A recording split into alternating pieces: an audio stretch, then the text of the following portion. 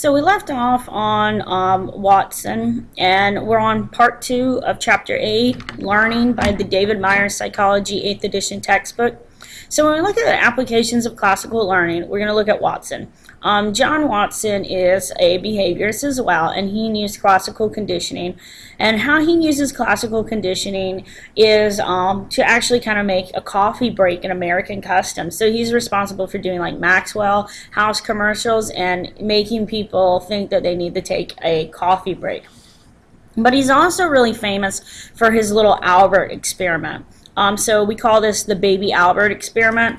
And in the Baby Albert experience, what he actually did was Watson decided if he could condition fear. So he took a little baby, Albert, and he decided that he was going to go ahead and introduce fear to a child. Could you teach fear? And so what he decided to do is he introduced these cute little white rats to baby Albert, and, you know, Albert loved them. And then what he started to do was he would introduce the rat, and then he would make a big loud banging sound, like a thunder sound. And of course the baby would cry because, you know, he's scared of the thunder, that big loud sound. And he kept repeating this. So he would bring in the white rat, loud sound, rat, loud sound, rat, loud sound. And so as time went on, little Albert became conditioned to fear the white rat. And then as time went on, Watson actually started introducing other white animals. So he would introduce a white rabbit, and without the banging sound this time. And baby Albert started crying. And the baby started to associate everything white and furry as something that is scary because Watson had introduced that, you know, banging sound. Now, please understand what he kind of did, you know, we wouldn't do today because he really did make a kid scared of something. But, you know, back then, I mean, you're talking in the 40s, 50s, it wasn't something that they necessarily didn't do. But today, not going to be approved. So, applications of classical conditioning. Alcoholics can be conditioned adversely to alcohol. So you could make them, you know, like have a nausea drug with the alcohol, the alcoholic beverages. But, you know, it's something that, of course, you know, over time, if, you know, they are not constantly associating alcohol with nausea, they're going to go right back to it. It's like the kids who drink a lot in college. They might drink so much that they end up throwing up, and that's their body's way of trying to save itself. Is when you start throwing up from alcohol, it's because you are probably reaching your body's limit on how much alcohol your body can have in it. They might not drink for 2-3 weeks, but as soon as they forget the nausea, they'll go right back to it. Through classical conditioning, a drug, plus its taste, that affects the immune response may cause the taste of the drug to invoke the immune response. So people can taste. So operating classical conditioning, please know the differences of it. I'm going to show you a chart. So classical conditioning forms associations between stimuli. So the conditioned stimulus and the unconditioned stimulus. Now operant conditioning, on the other hand, forms an association between behaviors and the resulting events. So in classical conditioning, you're looking at conditioned stimulus and unconditioned stimulus. With operant conditioning, what you're looking at is associating behaviors and the events, the consequences of those behaviors. So in classical conditioning, it involves respondent behavior that occurs as an automatic response to a certain stimuli. So when you look at classical conditioning, it's automatic. In operant conditioning, it involves an operant behavior, a behavior that operates on the environment that produces a reward or a punishment. So when you look at classical conditioning, it's automatic. Operant conditioning, there's a reward or punishment that's going to happen. So in Skinner's experiment, so B.F. Skinner, he's a behaviorist too. He's going to look at Thorndike's law of effect, and he's going to extend it. And the law of effect says that if a behavior is rewarded, it's most likely to occur again. Well, I know you guys think that is brilliant on the law. But think about it like this. When your parents say good job because you cleaned up your room when you were little, you were more likely to keep doing it. Or when your parents promised if you helped them rake the yard, they would, you know, go out and take everybody for ice cream. You were more likely the next time to go out there and rake the yard. You see, we're rewarding the behavior, it's more likely to occur again. So what Skinner does is he creates the operant chamber, or the Skinner box. And so what the Skinner box is, it's an operant chamber to study operant conditioning. So using Thorndike's law of effect as a starting point, Skinner developed the operant chamber, or the Skinner box, to study operant conditioning. So he put the little rat in here, and they would disperse something, you know, food. There was a light, a speaker, and a little lever, and here's some water. And so the animal would have to operate within this little operant chamber and figure out how it's going to get water and how it's going to get food. The operant chamber, or Skinner box, comes with a bar or key that an animal manipulates to obtain the reinforcer, and the reinforcer in this case would be food or water.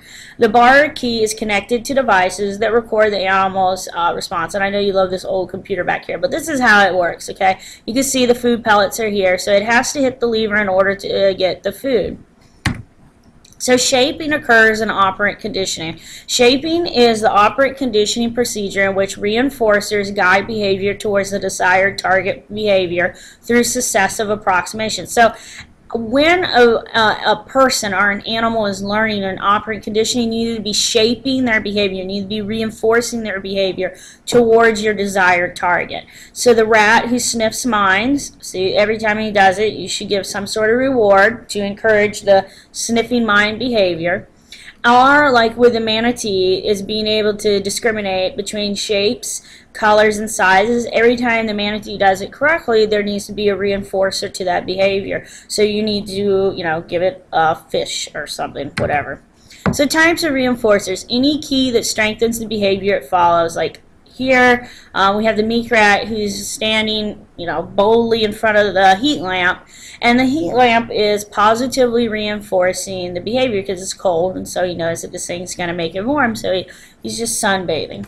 So ways to increase behavior. You got positive reinforcement and you have negative reinforcement. And you guys should know the differences between these two, and I know they're a little bit more complicated. So a positive reinforcement is adding a desirable stimulus. So you add something desirable. So if I want a kid to do his job, I'd give him a hug. If I wanted my employee to do their work, I'd give them a paycheck. A negative reinforcement is removing an aversive stimulus. So fastening your seatbelt so that the car stops telling you to fasten your seatbelt. That would be a negative reinforcement. So you're removing an aversive stimulus. We look at primary and conditioned reinforcers. A primary condition, or a primary reinforcer, is something like food or drink. So we have primary reinforcers mainly in schools. Like if the freshman class raises this much money, they get, you know, an ice cream party or a pizza party. Conditioned reinforcer is a learned reinforcer that gets its reinforcing power through association with a primary reinforcer. So we have immediate and we have delayed reinforcers. Immediate means that as soon as the behavior, the desired behavior occurs, there is a reinforcer for it. Or as soon as the undesirable behavior occurs, there's a reinforcer for it. So every time that rat presses the little pellet bar for food, it should get the food right away. Now, a delayed one is a reinforcer that is delayed in time for a certain behavior. So you don't get your paycheck until the end of the week, or you don't get your paycheck till the end of the month. That's a delayed reinforcer. We may be inclined to engage in small immediate reinforcers. You want to relax, so you watch some TV. Longer or larger delayed reinforcers really require us to be very persistent, and it requires us to hold on to that goal. It's a little bit harder. An immediate reinforcer is easier for us. The delayed stuff is always a little bit harder for people.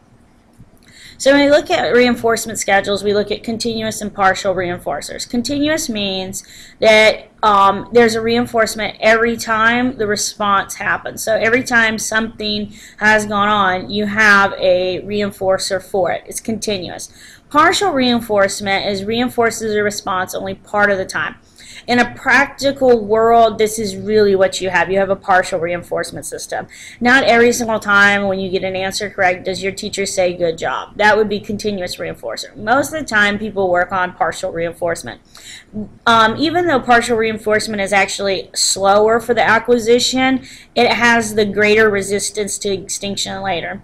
Think about it. If every single time you do something right, someone always says good job, good job, good job, you might actually start forgetting the behavior, and you might just start to think, oh, they always say that.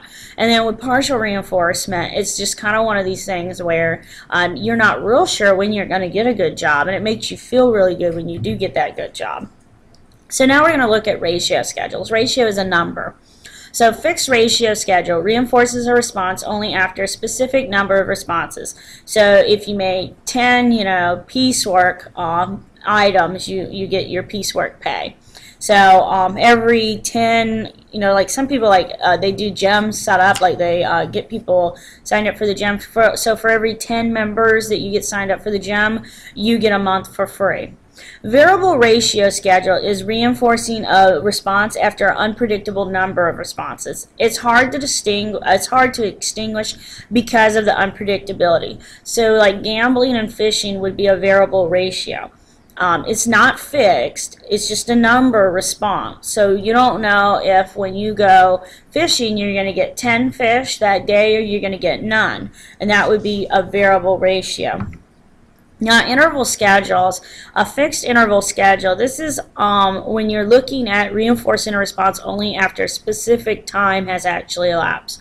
So right now you're preparing for your AP exam, or you're preparing for an end-of-course exam, or you're preparing for the SAT or the ACT. So it's a fixed interval schedule. So you're reinforcing a response only after a specific time has actually elapsed. Now, a variable interval schedule, this reinforces a response at unpredictable time, like teachers who do pop quizzes or like a pop notebook check. That would be a variable interval. It's unpredictable, and it's whenever they decide to do it. A fixed interval means that there is a time schedule that is set, and you only have so long to actually prepare. So when you look at schedules of reinforcement, here's just when you look at the number of responses and what occurs. So for punishment, this is a little bit harder. Punishment is an aversive event that should decrease the behavior that it follows. So a positive punishment administers an aversive stimulus. So spanking, parking tickets. So you're adding something to it. Negative punishment is when you withdraw a desirable stimulus. So like timeout, taking away a cell phone, taking away a driver's license. Those would be negative punishment. So positive, you're adding something to it. Like a parking ticket is adding something to the fact that you're not going to park there again. And then negative punishment is you're taking something away. So taking away a kid's cell phone would be a negative punishment. The things that you have to be wary about with punishment is just the fact that sometimes punishment can lead to some really negative things. It can result in unwanted fear. Like if you fear your parents, it's probably not a good thing because you don't have that loving relationship like you should. It conveys no information to the organism. Like just hitting a kid and not explaining why you're spanking them does absolutely nothing. It justifies pain to others, and so people think that pain is okay. It causes unwanted behavior to reappear in its absence. So if the punishment or the punisher is not there, the child or the person is just going to continue doing what they want. It causes aggression towards the agent, so people will start to hate the person who's the punisher. It causes one unwanted behavior to appear in the place of others. So, you might just start lying to your parents. So if you've been the kid who, you snuck out in the middle of the night because you really wanted to go to the party and your parent had told you no, and your parent really punishes you, now, maybe, there's going to be some other behavior that replaces that. So you have to be very careful on punishment. Extending Skinner's understanding. So Skinner believed in the inner thought processes and biological underpinnings, and many psychologists actually kind of just criticize him for discounting them. When you look at cognition and you look at operant conditioning, the evidence of cognitive processes during operant learning comes from rats during the maze exploration in which they navigated the maze. And this is this cognitive map that people and animals actually do.